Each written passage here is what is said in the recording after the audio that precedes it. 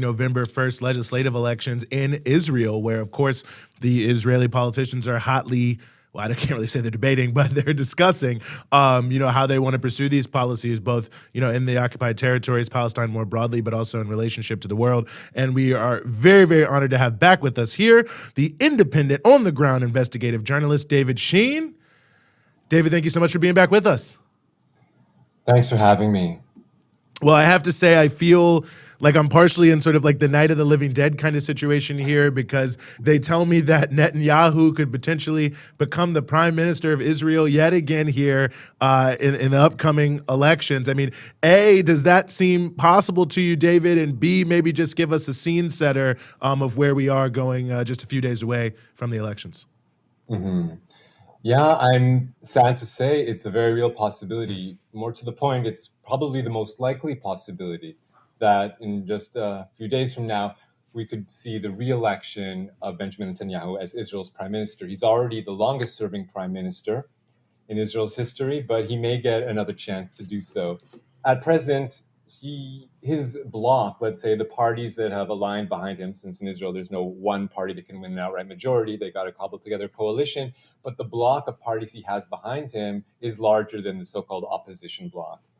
Of course, we're teetering close to the middle, and he needs to get a majority of 61 seats out of 120. So will he do that? There's a chance he won't. And there's a chance that we may go to another round of elections, our fifth elections, and in 2 years we may see a sixth. But yeah, it's quite likely that Netanyahu will come back. And if that happens, I know this is a common refrain, like you say, every time Netanyahu comes back, it's the new most racist government in Israel's history. But this one really, really, really is going to be more racist than ever before. Quite scary. I mean, I think that does speak to something that you've been covering for a very long time, David, which is the sort of increasingly racist and right-wing nature of Israeli society. And, I'm constantly following you and following others on that. But I do want to get to some of the more domestic issues. But I'm curious also what you think it might mean regionally speaking, in terms of what Netanyahu's saying to distinguish himself from his opponents, particularly, and maybe this is a bit of a self-interested question because I live in Lebanon, but particularly with these, for example, this new maritime negotiation that the Israelis and the Lebanese are about to sign for the maritime border. I know that's something that Netanyahu's done in recent weeks, is try and say that Yair Lapid has capitulated to terrorists, has capitulated to Hezbollah. So I'm curious if things like that, and maybe that just to broaden it out a bit, if you think that Netanyahu in power would be more likely to escalate against Israel's so-called enemies in the region, speaking of, Hezbollah, Iran, Syria. Not that Israel isn't doing that now, but, even more so by maybe pulling back out of the deal that was made with Lebanon. Sure.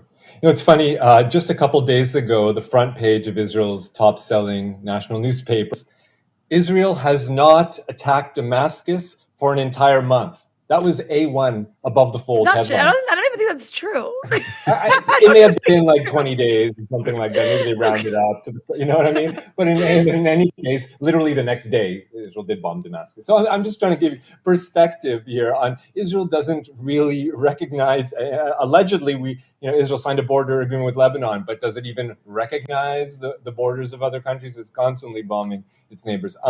I think that, paradoxically, in some ways, Netanyahu may perhaps launch fewer adventurous wars, because it seems like often it needs to be the left needs to prove, so-called left, right? The left of Netanyahu, the centrist nationalists have to prove their toughness, because the populace has been demanding harsher and harsher political stances. So Netanyahu already has his credibility as Mr. Security, so-called. It's definitely when we have the so-called centrist alternative to him, the current prime minister Yair Lapid, that you see an increase in army attacks in the West Bank.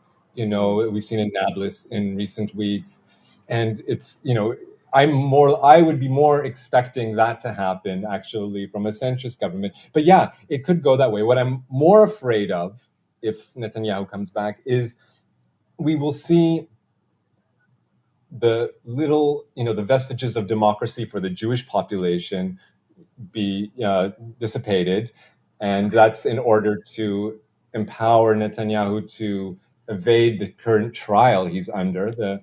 His partners have already said, if we get elected, we will actually cancel the laws that he has been accused of and that he's currently on trial for. So in the middle of the trial, he would just get off freely. But more to the point, they want to, of course, completely end the Supreme Court's power and the Attorney General's power so that there can't be any protections to minorities. Of course, these institutions have always green-lighted and rubber-stamped nearly every single outrage of every Israeli government towards Palestinians and other minorities. But in some cases, it's, buffed the worst excesses, or put some kind of stopgap so that it doesn't get even worse. But now that's not enough. So the right has promised if they have their election, then they're going to, do away with the powers of the Supreme Court. But more than this, what's frightening is that Netanyahu's most important ally will be the leader of the Kahanist party, the most extreme party, and in fact, a terrorist group, the most murderous Jewish terrorist group of the last 50 years, the Kahana movement. This is someone who, for 33 years, they were, they weren't allowed officially into the Knesset, ostensibly because they were so racist. But of course, in that time, in those 33 years, Israel itself has become more and more racist, or more to the point, the mask has come off and it's become acceptable to be openly racist more and more. So now the reason that they were ejected originally from the Knesset was even the right wing, the so-called, the centrist rightists or whatnot, but the Likud party, Netanyahu's party, said that's too far gone, and so we're going to that kind of open, outright racism, calling for ethnic cleansing and inciting that kind of absolute racial hatred. That's too far. It's a step too far for the Likud. But now that person, the leader of that Kahanist party, is Netanyahu's most important ally because he will be the next biggest party. Netanyahu's party would be the largest party in the Israeli parliament, in the Knesset, but the second largest party in Netanyahu's government coalition would be led by the Kahanists. Just to give you one more perspective on that, in the last election, when they were mainstreamed by Netanyahu, when he brought them, brought them into coalition so that they could pass the voter threshold, the Kahanists had to join another party to ensure that they would pass that threshold. There was a worry that they wouldn't have enough votes to pass the 4%, let's say 3.5%, to get into the Israeli Knesset.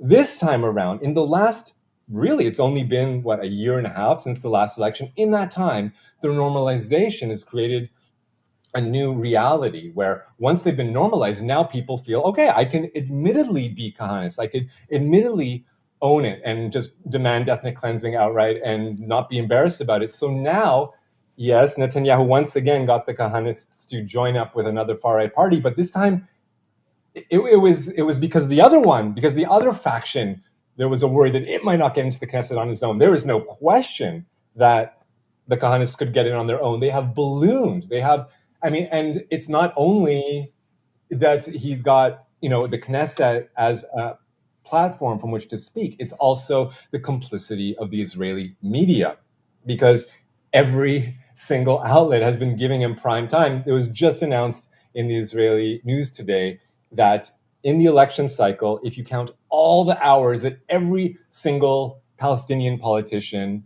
Palestinian citizen of Israel who's running for the Knesset, if you count all the coverage they've got all together combined, it's only a third of the coverage that one Kahanist party leader, Itamar Ben-Gvir, has been getting in the Israeli media. That's how much they platform him. Wow. And of course, there you go. What more can you say, really? So this is a guy pulling out guns and stuff on people. I mean, it's amazing, and some of it feels, or maybe the way to really I want to phrase the question is, what does this mean for parties like the Joint List and others inside of Israel who try to promote a pluralist vision, and it seems like the level of siege people will be under will be more than just sort of electoral. Like, it's not just that they won't get a lot of votes, but that really this could be a shift in and even like the physical safety of those who are trying to present a different vision. No question, Eugene. I mean, a year ago, May 2021, I believe was the last time we spoke. At that time, I had just come out of the hospital after I looked a little bit different. But in any case, I'm happy to be healthier now when I'm coming back to tell you. But at that time, I remember it so distinctly because what we had was anti-Palestinian pogroms. We had race riots across the country, and in a large measure, it was Ben-Gvir, the leader of the Kahanist party, who incited those, who organized his Jewish Power Party affiliates, who organized these anti-Palestinian pogroms in so-called mixed cities across those few cities in Israel where Jews and Palestinians actually live side by side in the same cities, just a handful of them. But in those cities, because they were so outraged, Palestinians were protesting in solidarity. I mean, Palestinian citizens of Israel were protesting in solidarity with their fellow Palestinians in East Jerusalem and in Gaza. And all of a sudden, he's like, well, if these Palestinian citizens of Israel are disloyal, then we will bring the fight to them. And that's what they did. And we saw, just yesterday, a couple of days ago, we saw.